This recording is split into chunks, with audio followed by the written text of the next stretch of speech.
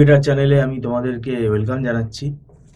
আহ, তোমরা যারা এবছরে 2025 সালে হায়ার সেকেন্ডারি এক্সাম দিলে, 10+2 যারা দিচ্ছ, আহ, আমাদের ওয়েস্ট বেঙ্গল বোর্ড হোক বা দিল্লি বোর্ড হোক, তোমাদের হায়ার সেকেন্ডারি এক্সাম হয়ে যাওয়ার পরে একটু তোমাদের ছুটি থাকবে এবং এই সময়টা তোমাদের একটা কেরিয়ার ডিসিশন নিতে হয়।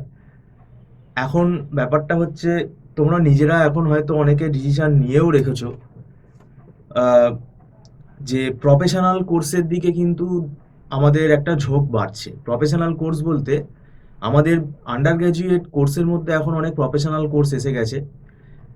বিভিন্ন ধরনের প্রফেশনাল কোর্স এসে গেছে যেগুলো জব ওরিয়েন্টেড কোর্স আমরা বলি।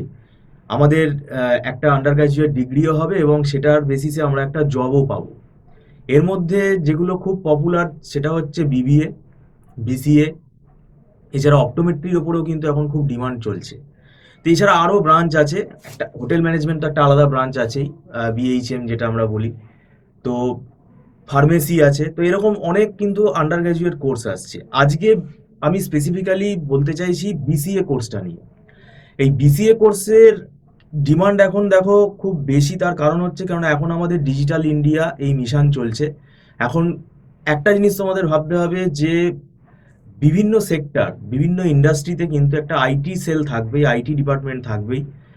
এমন এমনকি বিভিন্ন ব্যাংকেও কিন্তু এখন আমাদের বিসিএ ক্যান্ডিডেটদের নেওয়া হচ্ছে। মানে বিসিএ করলে একটা আন্ডার গ্র্যাজুয়েট ডিগ্রি তোমার হলো এবং তুমি একটা এন্ট্রি লেভেল একটা জব কিন্তু পাবে। যাদের হয়তো ধরো জবের খুব আর্জেন্সি আছে, যে একটা জব তাদেরকে পেতেই হবে, তো সেক্ষেত্রে বিবিএ কোর্সটা খুব ভ্যালুয়েবল কোর্স।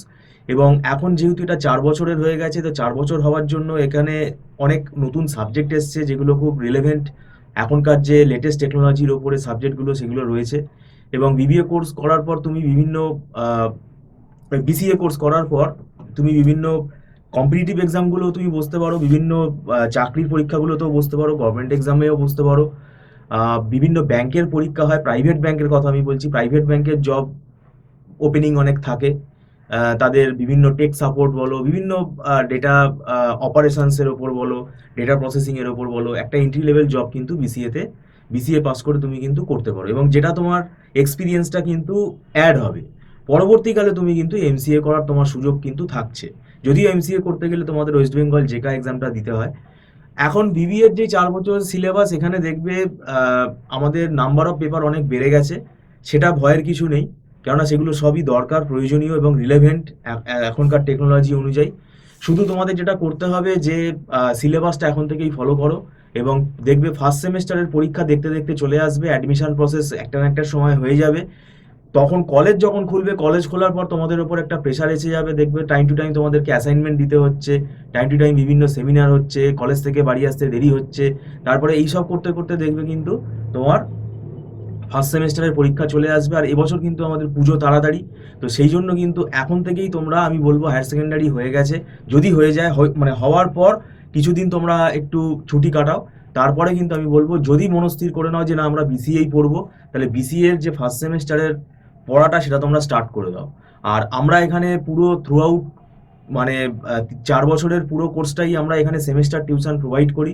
যদি মনে হয় আমাদের থেকে তোমরা টিউশন গাইডেন্স নিতে ইচ্ছুক, তাহলে তোমরা স্ক্রলে ফোন নাম্বারে কথা বলতে পারো আমাদের সাথে।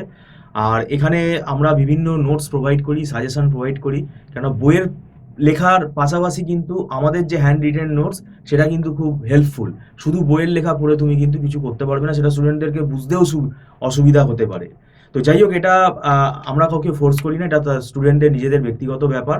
আর একটা কথা এখানে বলে রাখতে হবে, যে বিসিএ যদি তোমরা আমাদের ওয়েস্ট বেঙ্গল থেকে করো, অন্যান্য ইউনিভার্সিটি থেকেও তুমি করতে পারো। অনেক প্রাইভেট ইউনিভার্সিটি আছে। আমাদের ওয়েস্ট বেঙ্গল থেকে যদি করো, ম্যাকআউট ইউনিভার্সিটির আন্ডারে যদি বিসিএ করো, তাহলে তোমাদের সিইটি এক্সামটা কিন্তু দিতে হবে। সেই এক্সামটা সম্বন্ধে তোমরা কিন্তু একটু খোঁজ খবর নাও, সেটা নোটিফিকেশনটা চেক করো। যাই হোক, ভিডিওটা সম্পূর্ণ দেখার জন্য তোমাদেরকে ধন্যবাদ জানাচ্ছি। Thank you so much.